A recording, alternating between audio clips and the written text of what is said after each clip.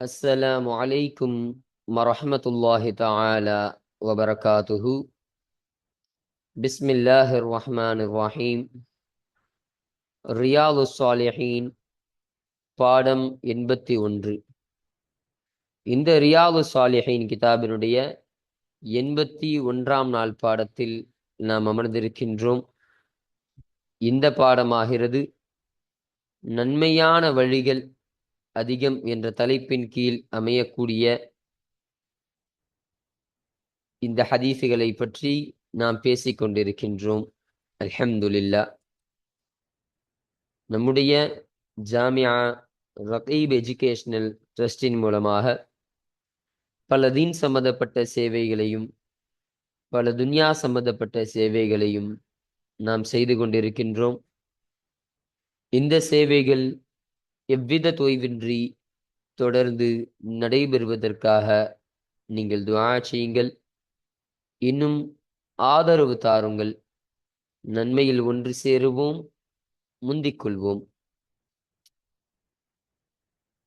எங்களுடைய சேவைகள் உங்களுக்கு பிடித்தமானதாக இருந்தால், உங்களுடைய நன்கொடைகளை எங்களுக்கு நீங்கள் வழங்க விரும்பினால், எங்களுடைய பேங்க் அக்கவுண்ட் டீட்டெயில்ஸ், வங்கி முகவரிகள் இங்கு கொடுக்கப்பட்டு இருக்கின்றது. இது அல்லாமல் இங்கு கியூஆர் ஸ்கேனும் கொடுக்கப்பட்டிருக்கின்றது. இதன் மூலமாக ஸ்கேன் செய்தும் உங்களுடைய நன்கொடைகளை எங்களுக்கு நீங்கள் தாராளமாக வழங்கலாம். அல்லாஹு தஆலா இதன் மூலம் உங்கள் வாழ்நாளை மென்மேலும் பரக்கத்தாக்கி வைப்பானாக. ஆமீன் ஆமீன் யா ரப்பல் ஆலமீன். இப்பொழுது இந்த ரியாலு ஸாலிஹீனுடைய 81ஆம் நாள் பாடத்தில் நாம் ஒரு ஹதீஸை பற்றி நாம் பார்க்க இருக்கின்றோம். அந்த ஒரு ஹதீஸானது எல்லா உயிரினங்களுக்கும் கூலியுண்டு என்ற தலைப்பின் கீழ் அமையக்கூடிய ஒரு ஹதீஸாக இது இருக்கின்றது. அப்போ இந்த ஹதீஸ்ல ஸல்லல்லாஹு அலைஹி வஸல்லம் அவர்கள் சொல்ல வரக்கூடிய செய்தி என்னவென்று கேட்டால், ஸல்லல்லாஹு அலைஹி வஸல்லம் அவர்கள் ஒரு சம்பவத்தை குறித்து, முன்னால் ஒரு நபர் செய்த ஒரு நன்மையான காரியத்தை குறித்து தன்னுடைய சஹாபாக்களுக்கு சொல்லித்தரக்கூடிய ஒரு ஹதீஸாக இது இருக்கு. அந்த சம்பவம் என்னன்னு சொன்னா, ஒரு காலத்துல ஒரு மனிதர் இருந்தாரு. அவர் வழியில் நடந்து போயிட்டு இருக்கும் பொழுது அவருக்கு மிகப்பெரிய ஒரு கடுமையான ஒரு தாகம் ஏற்படுது. அந்த தாகத்தின் காரணத்தினால என்ன பண்றதுன்னு தெரியல. அப்போ போற வழியில ஒரு கிணற பார்க்கிறாரு. இந்த கிணற பார்த்த உடனே இந்த கிணற்றின் மூலமாக நம்முடைய தாகத்தை தீர்த்து கொள்ளலாம் என்று அந்த கிணத்துல இறங்கினாரு. இறங்கி தன்னுடைய தாகத்தை அவர் தீர்த்து கொண்டார். தண்ணியை குடிச்சு தாகத்தை தீர்த்துட்டாங்க. அந்த கிணத்துல இருந்து வெளியே வந்து பார்த்தா ஒரு நாய் தன்னுடைய மண்ணை, தன்னுடைய வாயால மண்ணை கவ்வி கொண்டு இருக்குது.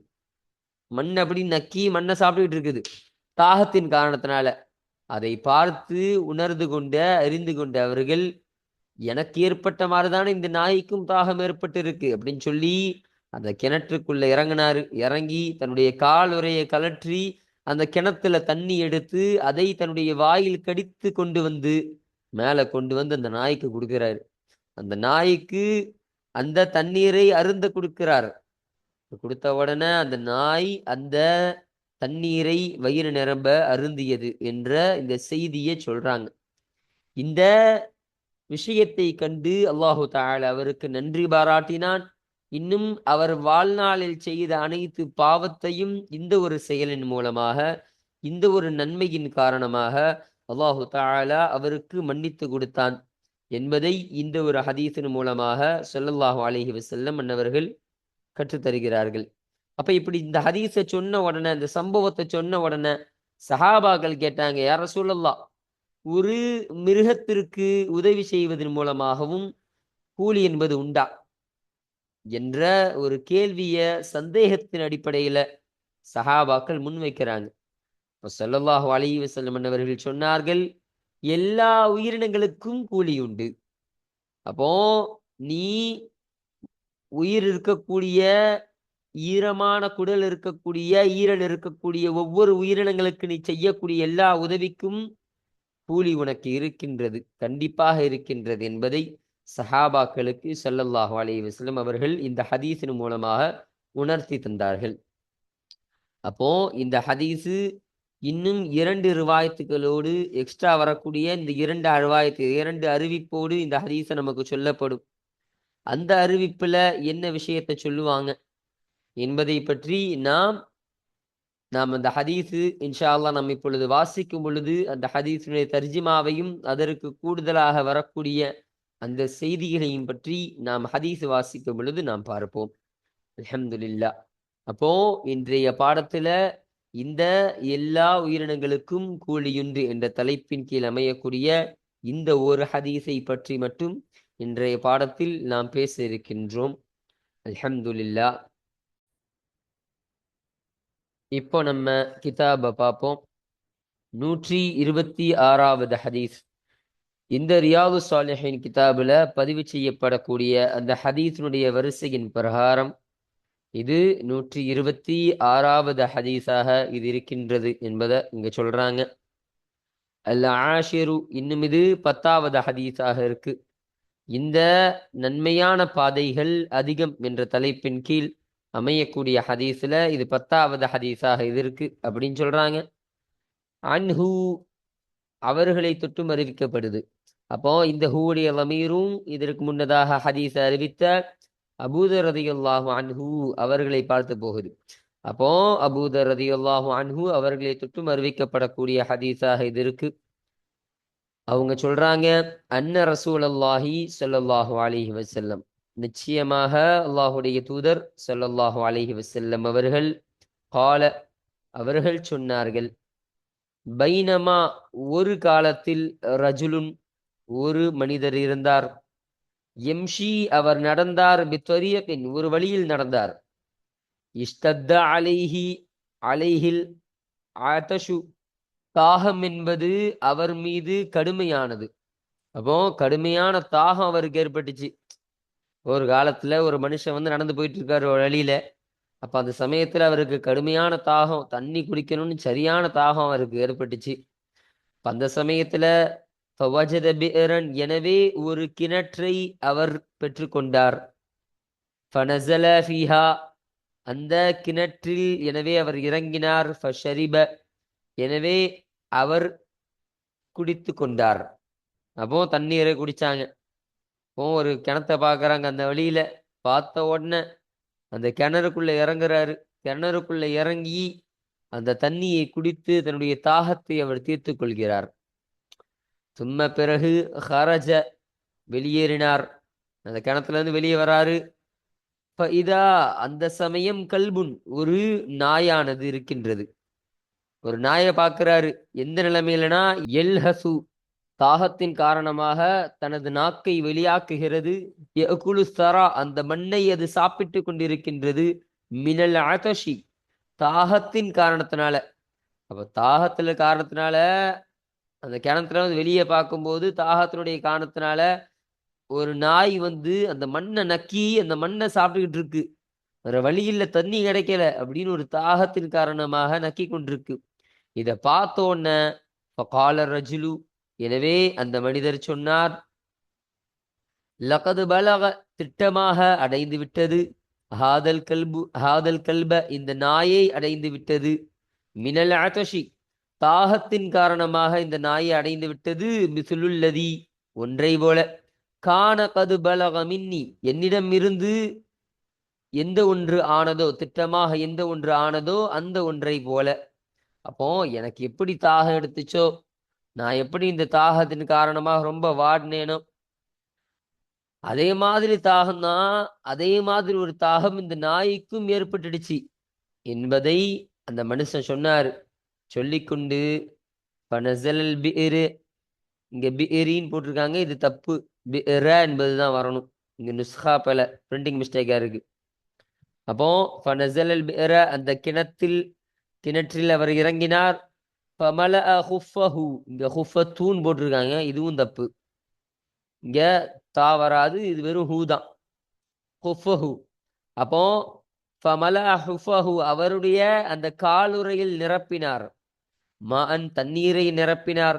தும்ம பிறகு அம்சகஹு அதை தடுத்து கொண்டார் பிஃபீஹி அவருடைய வாயை கொண்டு அவர் தடுத்து கொண்டார். அப்போ அந்த தாகமா இருக்கிற அந்த நாயை பார்த்துட்டு அவர் கிணத்துல இறங்குறாரு. கிணத்துல இறங்கி அவர் அந்த தன்னுடைய காலில் இருக்கக்கூடிய அந்த கால் உறை அந்த சாக்ஸ் இருக்கா இல்லையா, அந்த சாக்ஸை கழட்டுறாரு.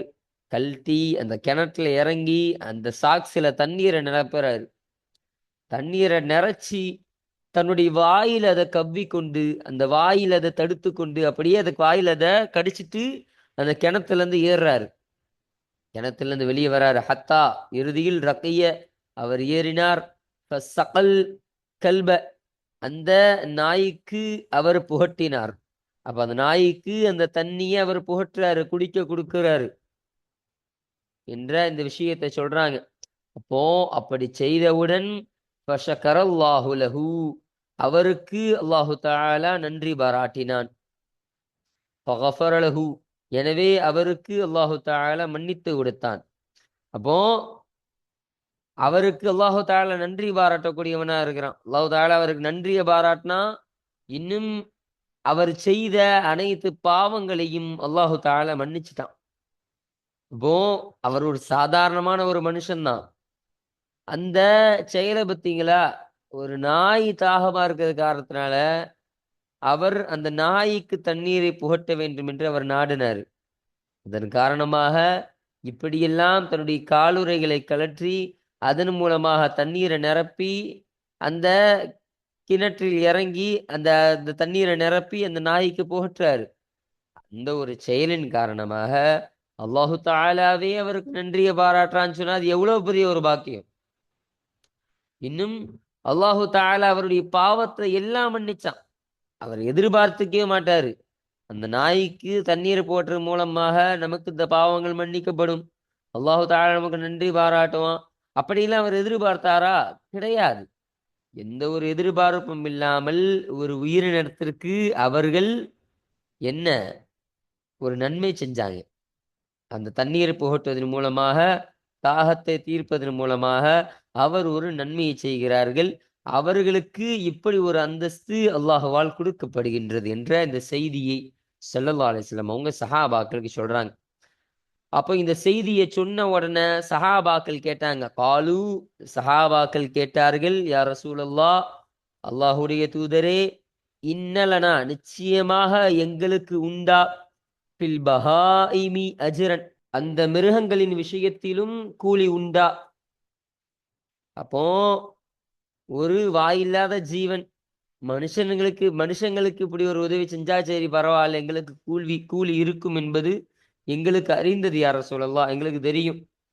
அப்போ இந்த மிருகங்களுடைய விஷயத்திலையும் இப்படி ஒரு உதவி செய்வது ஒரு நன்மை செய்யறது மூலமாக எங்களுக்கு கூலி இருக்குமா யா ரசூலல்லாஹ்? அல்லாஹ்விடத்துல எங்களுக்கு இதற்கும் நன்மை கிடைக்கக்கூடியதா இருக்கா? என்ன யா ரசூலல்லாஹ் அப்படின்னு ஒரு ஆச்சரியமா கேட்கிறாங்க சஹாபாக்கள். அதற்கு ஸல்லல்லாஹு அலைஹி வஸல்லம் அவர்கள் சொன்னார்கள், ஃபகால எனவே ஸல்லல்லாஹு அலைஹி வஸல்லம் அவர்கள் சொன்னார்கள், ஃபீ குல்லி கப்தின் ரதுபத்தின் அஜ்ருன் ஈரமான ஈரலுடைய ஒவ்வொன்றிலும் கூலி என்பது உண்டு. இப்போ கபிதின்னா லிவர், ஈரல், நம்ம லிவர்னு சொல்லுவோமா இல்லையா, அதான்.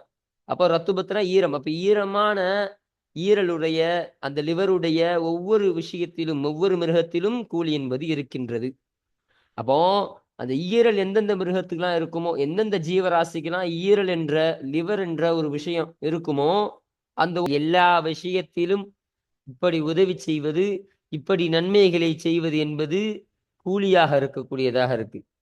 அதனுடைய விஷயத்திலையும் கூலி என்பது அல்லாஹு தஆலா கொடுக்கக்கூடியவனா இருக்கான். அதற்கும் உங்களுக்கு நன்மைகளை வழங்கி உங்களுடைய அந்தஸ்தை அல்லாஹு தஆலா உயர்த்தி அதற்கான தகுந்த கூலியை அல்லாஹு தஆலா உங்களுக்கு கொடுக்கக்கூடியவனாக இருக்கிறான் என்ற இந்த செய்தியினை ஸல்லல்லாஹு அலைஹி வஸல்லம் அவர்கள் நமக்கு கற்றுத் தந்தார்கள். அப்போ இந்த சம்பவத்தை தான் இந்த ஹதீஸ்ல நமக்கு சொல்லித் தராங்க. இந்த சம்பவம் நமக்கெல்லாம் அறிஞ்ச ஒரு சம்பவமா இருக்கு. ரொம்ப மஷஹூரான ரொம்ப பிரபலியமான சம்பவமாகவும் இந்த சம்பவமானது இருக்கின்றது என்பதை பதிவு செய்து கொள்கிறோம். முத்தஃபகுன் அலைஹி இந்த ஹதீஸானது புகாரி முஸ்லிம் இருவராலும் இத்திஃபாக் செய்து சேர்ந்து அறிவிக்கப்பட்ட ஹதீஸாக இந்த ஹதீஸ் அமைகின்றது என்பதை சொல்றாங்க. அப்போ இந்த ஹதீஸானது இந்த நன்மையான வழிகள் அதிகம் என்ற தலைப்பின் கீழ் அமைவதற்கான பதிவு செய்யப்படுவதற்கான காரணம் என்னவென்று சொன்னால், ஸல்லல்லாஹு அலைஹி வஸல்லம் மன்னவர்கள் அந்த மனிதன் செய்த அந்த செயலை பத்தி சொன்னாங்க. இந்த சம்பவத்தை நமக்கு எடுத்து சொல்றாங்களே இல்லையா?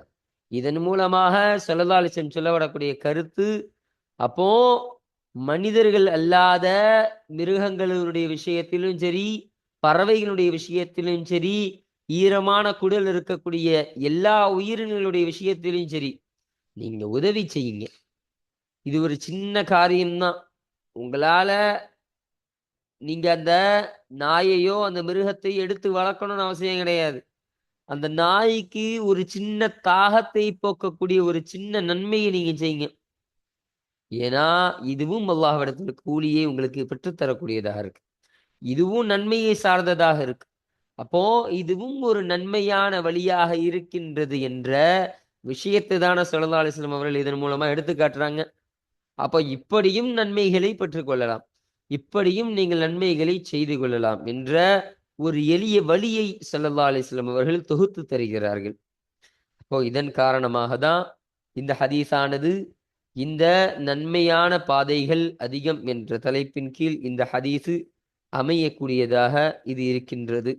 இன்னும் நான் மேலேயே சொல்லப்பட்டது மாதிரி எல்லா உயிரினங்களுக்கும் கூலி உண்டு என்ற தலைப்பின் கீழேயும் இந்த ஹதீஸானது அமையக்கூடியதாக இது இருக்கின்றது. அப்போ இதுதான் இந்த 126வது ஹதீஸாக இந்த ஹதீஸானது அமையக்கூடியதாக இது இருக்கு. அப்போ இது ஒரு அறிவிப்பாக இருக்கு. இது ஒரு அசலான அறிவிப்பு. சரிங்களா? கிதாப்ல பதிவு செய்யப்படக்கூடிய ஒரு அறிவிப்பு. இன்னொரு புகாரி ரஹ்மத்துல்லாஹி அலைஹி அவர்களுடைய அறிவிப்புல சொல்லக்கூடிய, ரிவாயத்துல சொல்லக்கூடிய ஒரு செய்தியை நமக்கு பதிவு செஞ்சு தராங்க பாருங்க. வஃபீ ரிவாயத்தின் லில் புகாரி, புகாரி இமாம் புகாரி ரஹ்மத்துல்லாஹி அலைஹி அவர்களுக்குரிய அறிவிப்பில் உள்ள செய்தியாக இது இருக்கின்றது. அப்போ புகாரி ரஹ்மத்துல்லாஹி அலைஹி அவங்க அறிவிக்கிறாங்க, ஃபஷகரல்லாஹு லஹு, எனவே அல்லாஹு தஆலா அவருக்கு அவருக்கு நன்றி பாராட்டினான். ஃபகஃபர லஹு, எனவே அவருக்கு அல்லாஹு தஆலா மன்னித்து கொடுத்தான். ஃபஅத்கலஹுல் ஜன்னத, எனவே அவரை அல்லாஹு தஆலா அந்த சுவனத்தில் நுழையச் செய்தான் என்ற இந்த ஒரு விஷயத்தை புகாரி ரஹமத்துல்லாஹி அலைஹி அவர்கள் அறிவிப்பிலிருந்து நாம் பெற்றுக்கொள்கிறோம். அப்ப இவங்க என்ன சொல்றாங்கன்னா, இந்த ஒரு செயல் பண்றது காரணமாக, அவர் செய்ததின் காரணமாக அல்லாஹு தஆலா அவருக்கு நன்றி பாராட்டக்கூடியவனாக இருந்தான். இன்னும் அவர் செய்த அனைத்து பாவத்தையும் அல்லாஹ் மன்னிச்சு விட்டான். அவர் செய்த அந்த சிறிய பெரிய பாவங்கள் எல்லா பாவத்தையும் அல்லாஹு தஆலா மன்னித்து, இன்னும் அவரை சுவனத்தில் அல்லாஹு தஆலா நுழையச் செய்தான். அந்த சுவனத்தில் நுழையச் செய்தான் என்ற இந்த கூடுதல் செய்தியையும் புகாரி ரஹ்மத்துல்லாஹி அலைஹி அவர்கள் அறிவிப்பிலிருந்து நாம் விளங்கிக் கொள்ளலாம். அப்ப அவருக்கு சுவனத்தையே அல்லாஹு தஆலா கொடுத்துட்டான். அப்ப பாருங்க, ஒரு சாதாரணமான ஒரு நன்மை, ஒரு நாய்க்கு தாகத்தை தீர்த்த ஒரு காரணத்தினால அந்த சுவனத்தையே அல்லாஹு தஆலா அந்த நபருக்கு வழங்கக்கூடியவனாக இருக்கிறான். அந்த சுவனத்தையே அந்த செயலானது பெற்றுத்தரக்கூடியதாக இருக்கும் என்று சொன்னால், அது எந்த அளவிற்கு சிறப்புக்குரிய ஒரு விஷயமாக இருக்கும். ஒரு சாதாரணமாக நன்மையாக இருந்தாலும் அல்லாஹ்விடத்தில் எந்த அளவிற்கு அது கூலியை வாங்கி தரக்கூடியதாக இருக்கும் என்பதை இதன் மூலமாக நாம் விளங்கிக் கொள்ளலாம். அப்போ இந்த ஒரு ரிவாயத்தையும் நம்ம சொல்லிட்டாங்க எக்ஸ்ட்ராவா. இப்போ புகாரி முஸ்லிம் இருவருக்குமான இன்னொரு அறிவிப்பில் உள்ள செய்தியை நமக்கு சொல்லித் தராங்க பாருங்க. வஃபீ ரிவாயத்தின் லஹுமா, அவர்கள் இருவருக்கும் உரிய இன்னொரு ரிவாயத்தில் உள்ள இன்னொரு அறிவிப்பில் ஒரு செய்தி. இந்த ஹுமாவுடைய லமீரு புகாரி, இமாம் புகாரி ரஹ்மத்துல்லாஹி அலைஹி அன்னவர்களும் இமாம் முஸ்லிம் ரஹ்மத்துல்லாஹி அலைஹி அன்னவர்களுமாக இருக்கின்றார்கள். அப்ப அவங்களுடைய அறிவிப்புல சொன்ன செய்தி என்னன்னா, பைனமா ஒரு சமயத்தில் கல்புன் ஒரு நாய் என்பது இருந்தது, யுதீஃபு பிரக்கியத்தின் ஒரு கிணற்றை கொண்டு அது சுற்றி கொண்டிருந்தது. அப்போ வலம் வந்து கொண்டிருந்தது.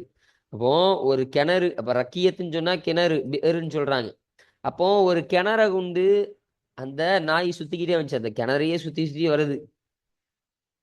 அது காத யகுதுலுஹுல் அதுஷு, அந்த தாகம் என்பது அந்த நாயை கொல்வதற்கு நெருங்கியது, திட்டமாக நெருங்கியது. அப்போ அந்த நாயை, அந்த தாகத்தின் காரணமாக அந்த நாய் உயிர் பெறும் போல தெரியுது. அந்த அளவிற்கு கடுமையான தாகம். அந்த தாகம் என்பது நாயை சாவடிச்சிரும். அந்த நாயினுடைய அந்த உயிரை பறித்து விடக்கூடும். அப்ப அப்படிப்பட்ட அந்த தாகம் அந்த நாய்க்கு ஏற்பட்டது என்பதை சொல்றாங்க. அந்த சமயத்துல அந்த சமயத்தில் ரஅத்துஹு பகையுன் மின் பகாயா பனி இஸ்ராயில், பனு இஸ்ராயல் கூட்டத்துல இருந்து, விபச்சாரிகள்ல இருந்து ஒரு விபச்சாரி அந்த நாயை பார்த்தாள். அந்த நாயை அந்த விபச்சாரி பார்த்தா. அப்போ பனு இஸ்ராயல் கூட்டத்துல விபச்சாரம் செய்யக்கூடிய பல பெண்கள்ல இருந்து அதுல ஒரு பெண்ணு, விபச்சாரியான அந்த பெண்ணாகிறவள் அந்த நாயை பார்க்கிறா. அந்த நாய் அப்படியே அந்த கிணத்தை சுத்தி கொண்டு வந்துகிட்டு இருக்கு.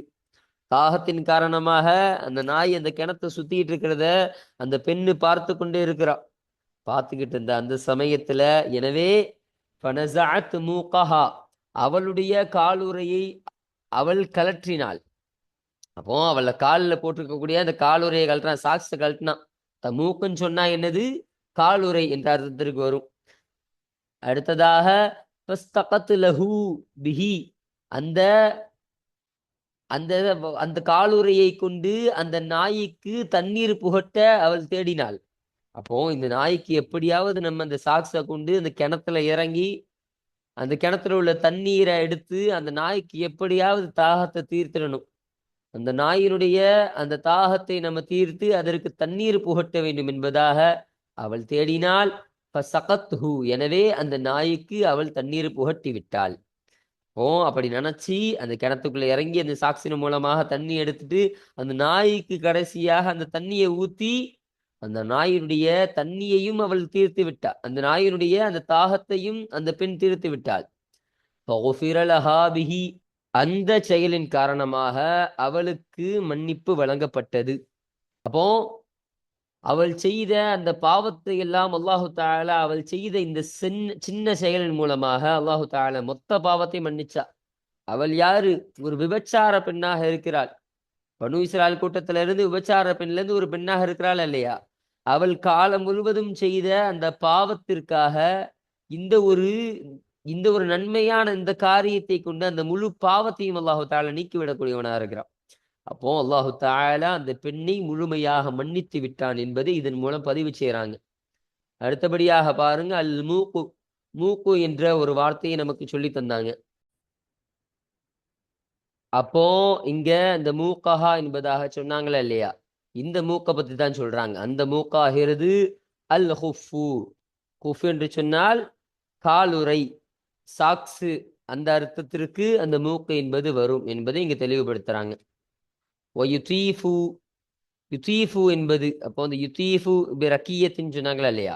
அப்ப அந்த யுதீஃபு என்ற அர்த்தம் ஆகிறது எதூரு ஹவுல ரக்கியத்தின், அதாவது கிணற்றை சூழ்ந்து சுற்றி வருகிறது. அப்போ வட்டமா அப்படியே ரவுண்ட் அடிச்சுக்கிட்டே இருக்கிறது, ஒரே இடத்துல அப்படியே தவாஃப் செய்யறது. அதைத்தான் நம்ம தவாஃப் செய்யறதுன்னு சொல்லுவோம்.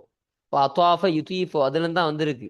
அப்போ ரவுண்டாக ஒரே இடத்துல வட்டமிட்டு சுத்துறதுக்கு தான் இந்த யுதீஃபு என்ற அர்த்தம் வரக்கூடியதாக இருக்கும் என்பதை சொல்றாங்க.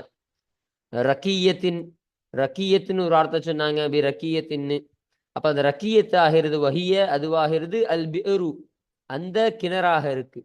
அப்போ ரக்கியத்துனா கிணறு என்ற அர்த்தத்திற்கு வரக்கூடியதாக இருக்கு என்ற இந்த அர்த்தத்தின் மூலமாக இந்த விளக்கத்தை நமக்கு கொஞ்சம் போட்டு தராங்க. அப்போ இத்தோட இந்த 126வது ஹதீஸானது நிறைவு செய்யப்பட்டு விட்டது. இன்றைய பாடத்துல இந்த ஒரு ஹதீஸை நம்ம வாசிச்சோம். இன்ஷா அல்லாஹ் அடுத்த பாடத்தில் இந்த 127வது ஹதீஸை பற்றிய விளக்கத்தையும் அதனுடைய தர்ஜுமாக்களையும் நாம் பற்றி பார்ப்போம் இன்ஷா அல்லாஹ். வாஹிரு தஅவானா அனில் ஹம்துலில்லாஹி ரப்பில் ஆலமீன். அஸ்ஸலாமு அலைக்கும் வரஹ்மத்துல்லாஹி தஆலா வபரகாத்துஹு.